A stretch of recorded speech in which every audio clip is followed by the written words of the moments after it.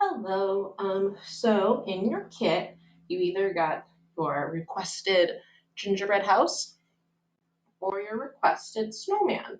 I went ahead and I did the first gluing step. That way you can get right into stuffing.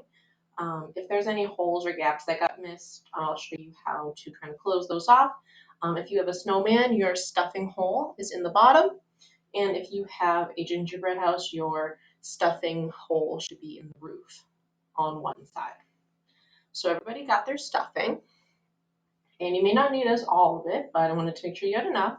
So just take little bits at a time, and you're going to very carefully stuff it into your either um, gingerbread house or into your snowman.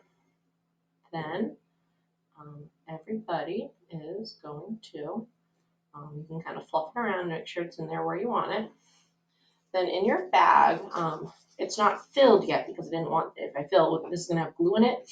If I filled it now, the glue would probably dry by the time you guys take it home. But inside here, we're gonna use our imagination that there is some nice fabric glue in here that I am then gonna cover and kind of tape shut. So hopefully it stays nice and wet for you. If it dries up, this is the one thing that was a little tricky for me to figure out how to send home to you as an Ola.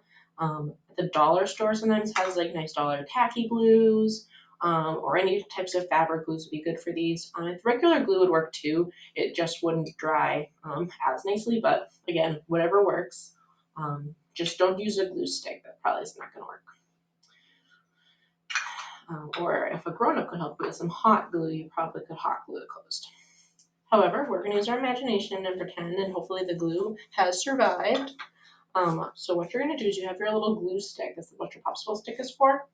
And that way you can kind of dip in a little bit. So pretend there glue's in here. And what you're going to do is you're going to carefully put a little bit of glue right on the inside. And then hold it shut carefully.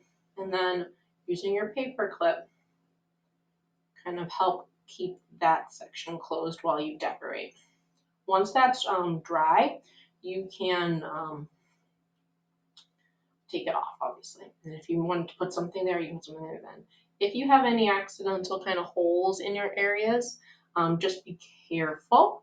And you can do similar things. So after this spot's dry, you can reuse the paper clip. If you have more paper clips at home, then just kind of, you can use those, dip more glue in, get a little bit more there, and kind of close that area off as well. But again, that's all you gotta do, and the paper clip's gonna help it stay nice and clamped shut. But even if you have a couple holes, it's still fine, ready to decorate.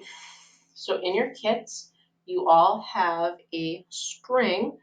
If you wanna, you can either have this as a stuffy, or if you want it to be able to hang, you can have a little string to hang it. So if you want that, there's a couple ways to get that in, either using your fabric glue, put a little dollop right there at the top, and then stick it in, let it dry. Now this is wet glue, it's not gonna dry instantly.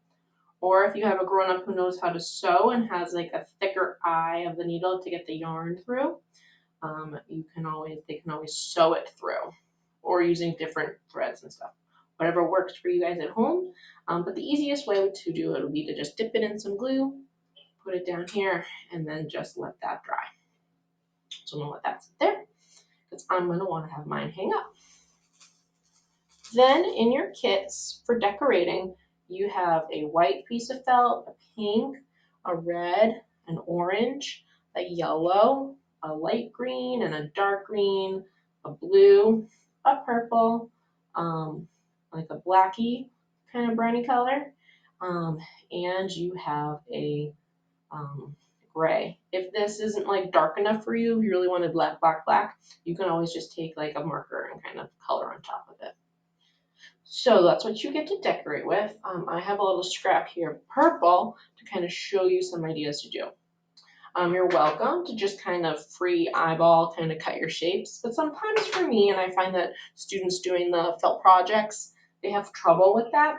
And so they like to draw their shapes. So I'm going to draw a piece of candy for me to put onto my my house.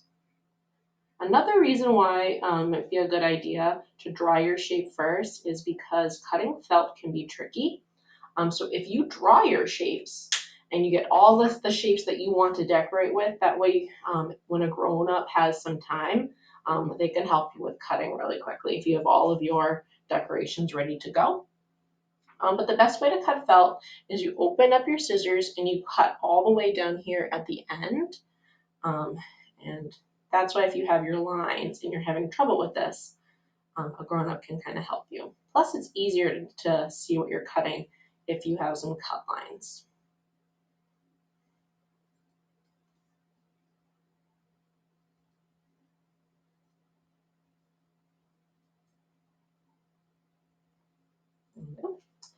If you don't like seeing the marker, you can always have that be the back and this can be the front. Then using your glue stick, dip it into your fabric glue, kind of spread it on the back. Get more if you need it. And then kind of find where you want to decorate um, your gingerbread house or your snowman. And again, you can have windows, you can have a bunch of stuff. There is a slide on here that kind of gives you some ideas of gingerbread houses and some ideas you could do. But again, it's your creation. You can decide how it looks in the end. Just remember that the fabric glue will need about a day to dry, and then sometimes you have to go in and fix things if there wasn't enough glue there. I hope you guys have a lot of fun decorating your creations, and I'm excited to see how they come out.